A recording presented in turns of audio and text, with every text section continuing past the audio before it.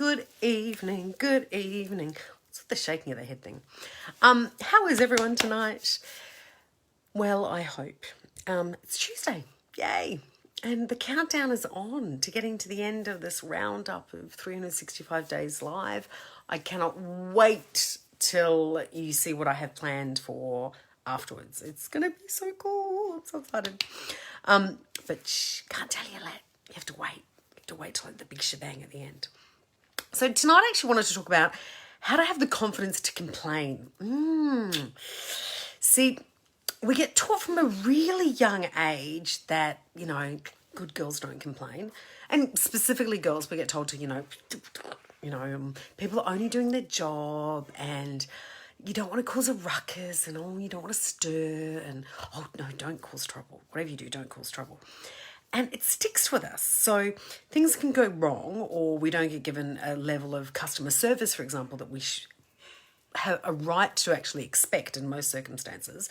And we do nothing about it because we don't want to stir the pot. And it's ridiculous. We have to have the confidence to complain when there's something to complain about. Now, I'm not talking about ridiculous, stupid things that people get antsy about. I remember many moons ago, so probably 25 years ago, I was working at Optus and I took a complaint from somebody because a particular movie had been taken off the air that night, Optus Vision, because of some circumstances that had happened. And it was really inappropriate. This movie was going to go ahead, so Optus did the right thing and pulled it. And I remember copping this complaint from this customer, and they were angry. And they were swearing and yelling and carrying on completely inappropriately because Optus had done the right thing. That's not the kind of complaining I'm talking about. I'm talking about the complaining when there's been in a personal situation or in a business situation where there's something agreed upon and it hasn't happened. And someone has let the other party down, or there's been a confusion, or service hasn't happened as it should happen. You order your steak medium rare and it comes out still mooing. Whatever it may be, if you've been let down in a way, you have a right to complain. Especially if you're paying for a service, you have a right to complain. You don't have the right to be a bitch. That's where it's not right, okay? You don't get to do that. So you have to ask yourself, when you want to complain about something, are you doing it for the right reasons? Because if you're having a whinge or a complaint because of something else going on in your life, get over it, okay? If you're having lodging a complaint for something that is significant and reasonable, okay? The complaint has to be reasonable. Then you need to have the confidence to be able to do it. So how do you have the confidence to be able to do it? Well, you have to know what you deserve, for starters. And the ironic thing in this is we're all deserving of the best, okay? We are all born worthy. We are all born deserving of the best customer service at any point. We are all born deserving of a contract to be fulfilled. We are all born deserving of someone to acknowledge work you've done for them. We're all born deserving of someone reciprocating something, okay? When it doesn't work is if you become a dick. So quite often, take the restaurant situation, for example, quite often you might get treated badly in a restaurant because you've been an idiot. So you know what? You don't have the right to complain. So it's got nothing to do with your confidence. You've just done the wrong thing.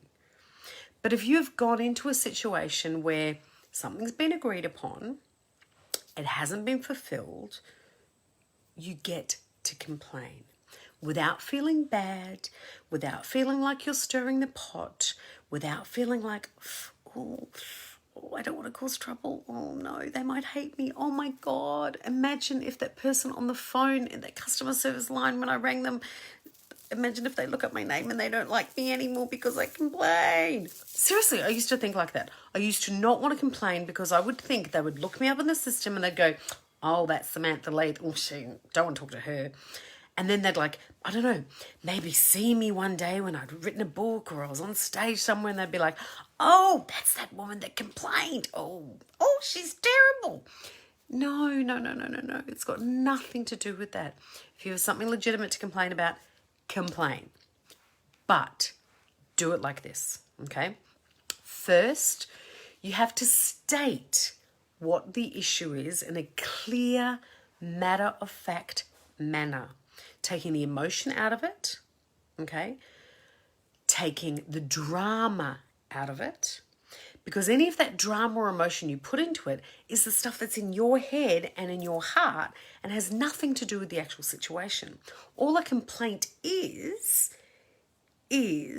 giving advice that something hasn't happened the way it was meant to happen, or the way it was agreed upon happening, or the way you assumed it was going to happen. Because, yeah, sometimes assumptions come into it, and we know, you know what happens with assumptions. So you have to take the emotion out of it. The second thing you have to do when you're complaining is, like going to your boss with an issue at work or a question at work, you have to already have a solution. So there's no point saying, this is not the salad I ordered, if you don't know what the salad you ordered was or what you were actually expecting, okay? So you have to have the solution. Third thing to give you the confidence in order to complain is have a time frame in your mind of when that resolution needs to take place. So a work email hasn't been answered, you want to complain about it to your boss because something hasn't happened properly, you expect an answer within 24 hours. That kind of scenario, okay? So you have to have those things, you have to be armed with those things in order to have the confidence to type those first few words, or in order to have the confidence to pick up the phone and have the conversation. You've got to know, no emotion, what the resolution or a suggestion of the resolution should be, the time frame you want the resolution to happen in. Number 4, you have to do it all politely. Okay, you have to do it all politely. And my 5th tip for having the confidence to complain about, I reckon, anything, okay, is finding something within the complaint to find something good that the other party has done. Now, I would generally bring that up the front of the complaint, not leave it to the, P.S., by the way, your uniforms are really cool. No, that's not going to work. I would bring it's like that sandwich effect, good, good. It's the same kind of thing. So have something within that complaint that is actually shining a light on the other person or the business or something good that they've done, because there's always something good. You wouldn't have gone into business with them or friendship with them or gone to the restaurant or any of those things if there wasn't something good to start with. So make sure you actually highlight something good before you go for the jugular. So they are my 5 tips to having the confidence to actually make a complaint. It's really important. So often we don't complain about things because we don't want to stir the pot. And then the other people, the other company, the bookstore, whatever it is, don't know they're doing anything wrong. But if you're going to be a person that has the confidence to complain about things, make sure you are also the person that has the confidence to praise when praise is due. Again, so important, okay? So don't be shy, people. If something goes wrong, let people know. Have a great night, and I will see you all tomorrow. Bye.